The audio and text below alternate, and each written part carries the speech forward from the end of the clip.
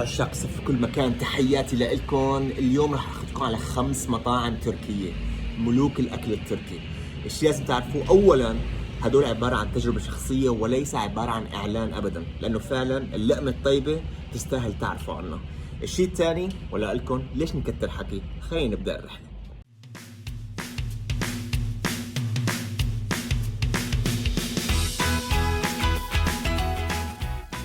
هاي هي المنطقة اللي حوالين المطعم اللي هي بسموها هوجا باشا. هاي هون، هاي الأجواء اللطيفة الحلوة اللي يعني بتحن لك كل ما رحت سافرت ترجع لهون. هاي هون حتى في كمان مثل نظام حفلات بصير للصوفيين أو العرض الصوفي اللي هو الدرويش. هاي هي هوجا باشا، هذا هون الجمال كله. هون في يعني هذا المكان فيه واحد يعني 3-4 مطاعم هي الأفضل باسطنبول كلها.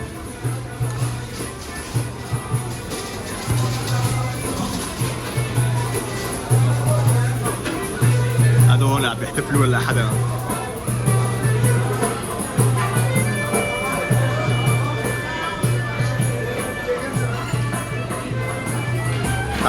هذا واحد من المطاعم المشهورة بموضوع الشاورما على الفحم بشكل أسياخ. هذا هيك بيعمله.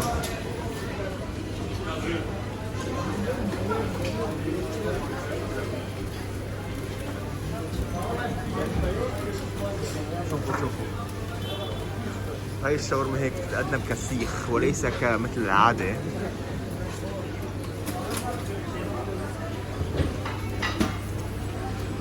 شايفين المطعم كتير بسيط هون بسيركجي بهوجا باشا، ولكن يعني له كتير اسم وكتير معروف. وهي هون صار طبقنا جاهز، تيجي هيك رأسا تخلص امورك هيك تقدم الشاورما عنده. هذا هو الشيء المميز عنده بشكل كبير. وهي كمان هون اللبن.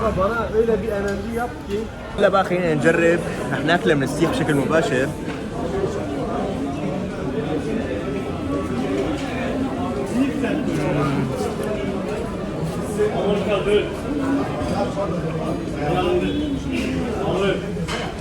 أول مرة أشوف لحمة مبدأ زيادة ملح بتركيا، هاي واحد. الشغلة الثانية، إذا بتحب لحمة طعمة اللحمة القوية والصافية كشاورما، هذا المكان هو المناسب فعليا، لأنه طعمة اللحمة كتير قوية. تاخدها مع اللبن.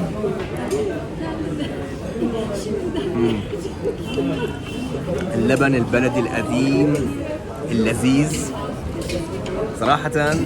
تجربة خاصة لمحبي اللحوم، هذا المكان حيكون أجمل ما بالإمكان. شاورما بهالطريقة، والله حاملة كمان كساندويش، ممكن تحطوا لها ساندويش هون، حط لك بصل وأحلى عالم.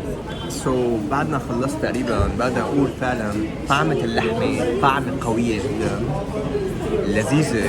وبنفس الوقت بقدر أقول إذا أنت بتحب الأكل فبيقول طعمة اللحم كتير واضحة وكتير قوية وكتير دسمة، صدقني شهزادة كتير حياة. سعره معقول جدا، بحدود 35 ليرة تقريبا. واللبن بيعطي طعم مختلف للأكل، لأنه اللبن فيه طعم بلدية شوي، له طعم مختلف، فبيستاهل صراحة. اللبن ب 12 ليرة. تجربة مميزة هون بسيركجي، وهذا المكان اللي هو هوجا باشا مليان بكثير مطاعم. حاول اغطيكم اياها بقدر الامكان. دائما بعد ما تخلص الاكل هون، الاكل الدسم، لا تنسى دائما تغسله، مثل ما بيقولوا تغسل الزفرة. كاسة شاي تركي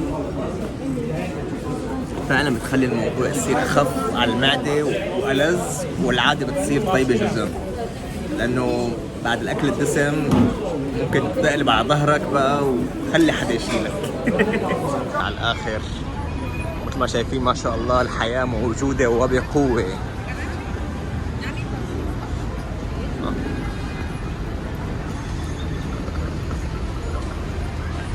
شايفين هاي كمان محل حلويات اسمه صفا.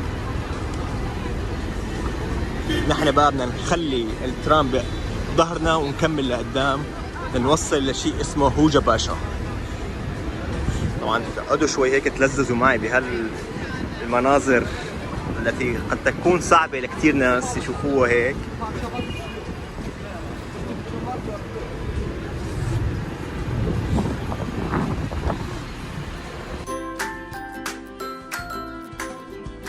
هاي هون صارت محطة الترام، احنا مشينا خليناها بظهرنا وكملنا. ندخل هون بقى على شيء اسمه الهوجة باشا، مباشرة حتلاقيه على ايدك اليسار اللي هو اسمه كوبانيتش كونيافي. ما شاء الله تبارك الرحمن الزلمة يعني فل اوبشن.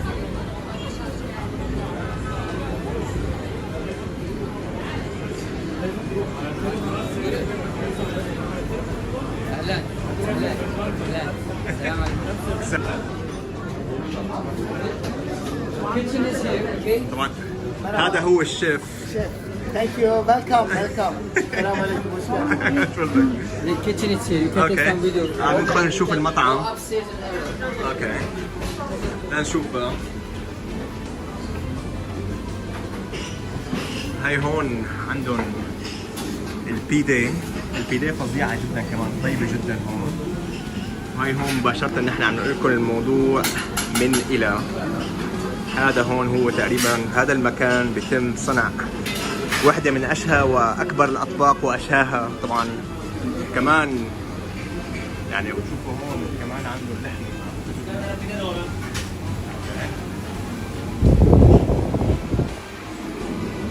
هو مشهور بأطباق اللحمة هي كتير، يعني الناس المحبين للحمة حيموتوا على هيك أكل. بس أنا بالنسبة لإلي بحب الاسكندر كباب. اسكندر كباب يوم. موزة. الموزة. ما شاء الله.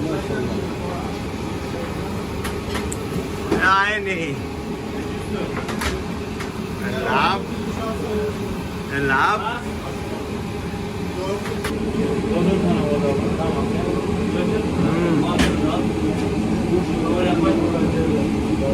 يا إلهي لحمة لذيذة جدا. يا إلهي يا إلهي ما هذا. واو. واحد من صناع الاسكندر كباب كمان. فنحن جبنا لكم سر المهنة كلها هون، الشباب شغالين. هي الأسعار اللي عنده هون. يعني طبق الأورفا كباب 32 هون اللي هو الشيش طاووق. عنده البيديه كتير طيبة ب 32، شيء يستاهل صراحة، شيء فظيع جدا. حتى عنده طبق مشاوي مشكل ب 105. اللحوم بقى محبين اللحوم فيه ب 320 ليرة، وفي طبق اللي هو 55 ليرة. وهون بقى اسكندر كباب اللي هو ب 43 ليرة. يعني تشكيلته مو كتير كبيرة، ولكن يعني صراحة حتى عنده حلويات هون. هي حلو يعني يسموها كونيا ساتش او تراديشنال كونيا ديزرت وذ بيستاشيو.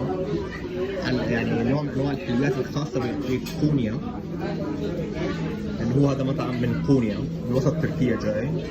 وهذا هو نفسه الزلمة شفناه قبل شوي. للحلو اخيرا صراحة طولوا حوالي ربع لثلث ساعة. طبعا هذا هو المكان عشان تشوفوه بس قديش هو صغير هيك، وما شاء الله يعني الطعم كتير كبير. بلشنا بقى هلا. طبعا هي اللبن بتعمل هيك، بياخذ لك قطعة هيك.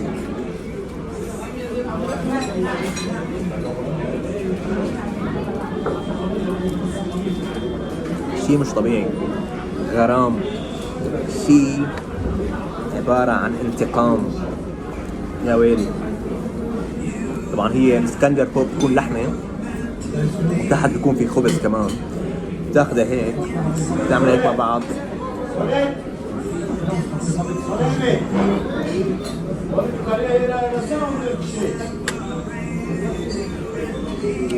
فعلا بقدر اقول بقلب قوي يمكن افضل اسكندر كباب في كل اسطنبول.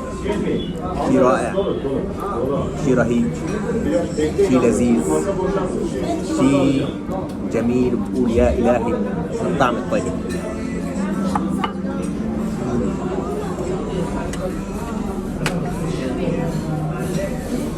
صراحة طعمة اللحمة عنده فظيعة جدا، بس مشكلته شوي انه بتأخر، وبنفس الوقت عنده زحمة كتير. فبالتالي انت لازم بدك تيجي تاكل بهذا المكان لازم تيجي قبل الساعة 7، قبل الساعة 6:30، لانه بعد 7 مساء ببدأ فعلا يزدحم وبصير يعني ما بلحق طلبات، فهذا الشيء بدك تحطه ببالك.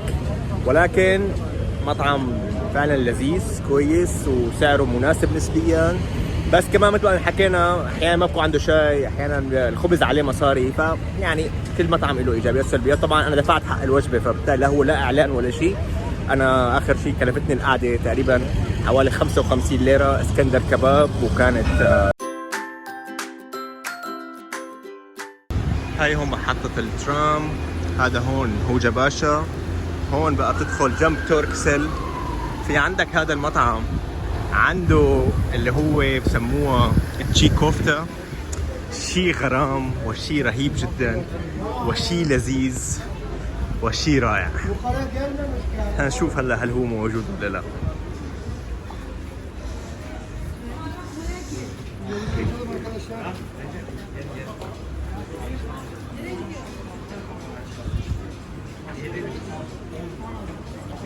ما شاء الله الزحمة، هذا بالعادة بكون أزحم كمان.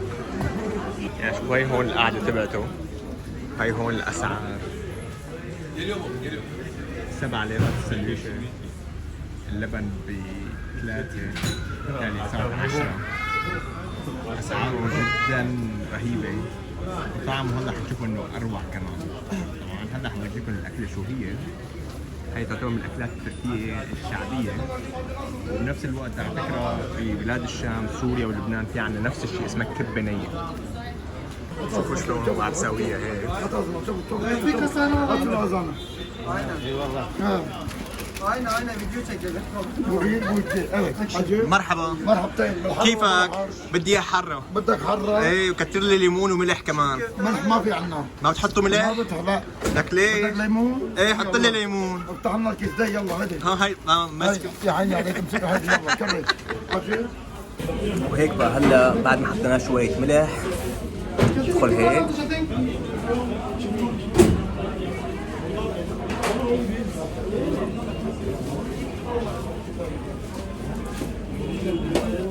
يا اخي افضل شي كفته ممكن تدوقها باسطنبول وتركيا. هذا الزلمه فظيع، لذيذه رهيبه رائعه. يعني دقت كثير تركي كفته، بس هذا المكان يستحق له تيجي وتاكل عنده. السندويشه هي كلها 7 ليرات بس. شيء فظيع، شيء رهيب، شيء رائع. طبعا ببيع منها حتى بالعلبه يعطيك معها خس، بس يعني بضل هاي التجربه هي عباره عن سناك اكثر من انها وجبه رئيسيه. ولكن ما دام جيت على السيركجي وحابب تجرب اكل تركي لذيذ، صراحه عنده الافضل شي كفته. مهما رحت وجيت يضل الافضل. رح نجرب مطعم تركي معروف بكاديكو والدنيا زحمة عليه، لنشوف شو مميز فيه ونقول لكم التجربة. هذا هو المطعم اسمه دورموتشو ايمي. شوفوا الناس شلون ما شاء الله، والناس واقفين بالدور. هذا كله بنفس المطعم.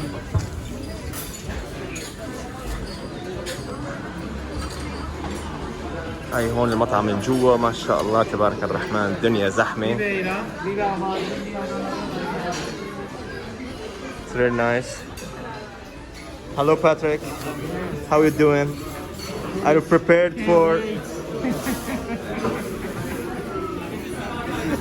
هلا هون بلشنا. هي سندويشة الشيش طاووق، سندويشة الكباب، لحم بعجين تبع غازي عنتاب، وطبعا السلطة. هذا هو هون باتريك. طبعا باتريك من رواندا وشايف الموضوع وما مصدق على الاكل، بده ياكل. فهلا حنشوف. ولا بقى حنبدا نجرب واحد واحد. اول شيء حنبدا بالشيش طاووق ونشوف.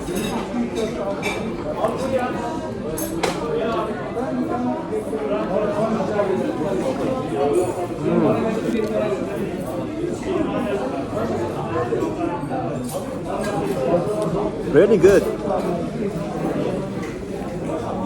شيش طاووق منكه، ظريف، لطيف، لذيذ. واو. ها. صراحة لذيذ جدا. رح ناخذ أضنا كباب هلا.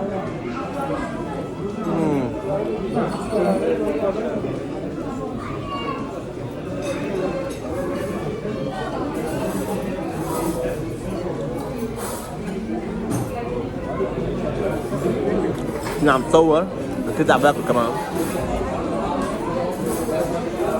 صراحة الأكل على أصلي فعليا لذيذ جدا. واو. Then we go to shish اللي هو لحم بعجين. You make it this one like a sandwich and you can put some lemon on it. حط لها ليمون هون وعيش.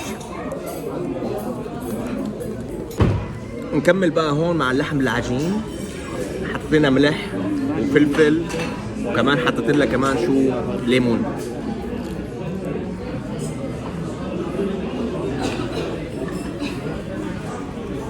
صراحة كل الأكل اللي طلبناه لذيذ جدا، رهيب وطيب، طعمته أصلية، ما في شيء زيادة ولا شيء ناقص، يعني فظيع فعلا فظيع. أكل تركي فاخر على الآخر، ما توقعت يكون كل هاد، فعلا إبداع.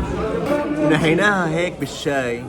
صراحة المطعم ينصح فيه وبقوة، الأكل لذيذ جدا طيب، الجو كان ظريف ورائع. خلي باتريك يقول لكم عن الموضوع هلا. Patrick, what do you think about the food? Oh my gosh, it was so delicious, best food ever. And we are coming back tomorrow. He is the best customer ever. هذا هو اسم المطعم، بيتزا مانتي. هلا هو هي عندهم نص وجبة، وهي عندهم اصلا طبقين، لا اما بتكون المانتي مقلية او بتكون مسلوقة. الناس اللي دلونا عليها بيقولوا كتير طيب، لنجرب ونشوف، لانه هي اصلا عبارة عن مكرونة محشية باللحمة، شبه شوي شيش برك، بس شيش برك السوري بكون اكبر شوي. واحدة من المطاعم المشهورة هون اسمه بيتزا مانتي، لأكلة اسمها المانتي. المانتي هي أكلة قريبة جدا بقدر أقول من الشيش برك السوري، ولكن حسب كلامه إنه هذا المطعم كتير طيب، واحد من المطاعم المشهورة في كاديكوي. هلا حورجيكم إياه لنشوف التجربة شلون حتكون. وواحدة أصلا من الأكلات اللي التركية الأصيلة اللي بتتشابه كتير مع بلاد الشام. التجربة حتكون خير برهان. بيجي معها كمان شوية بهارات، فبنحط لها شوية بهارات للأكلة.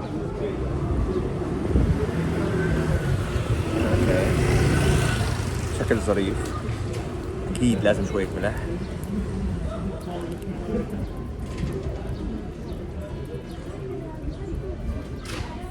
هلا بقى نبلش عملية التجربة. رح نبدأ أول شي بالمقلية.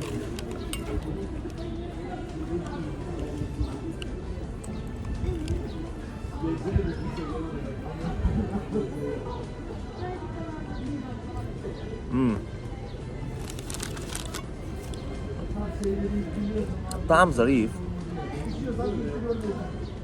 كون انه مقلي ففيه طعم.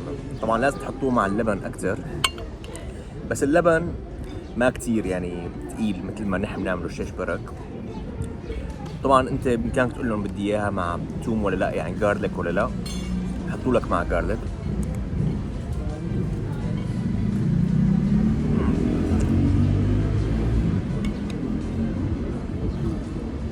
اخف بكتير من الشيش برك تبعنا. هي هلا هون المسلوقه،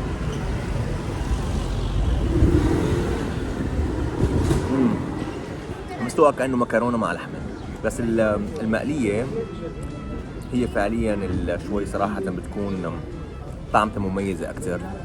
فالناس بتحب تجرب الاكل التركي التقليدي. المانتي وحده من الاماكن، وهذا صراحه يعتبر من اطيب المانتي ممكن تدوقه باسطنبول.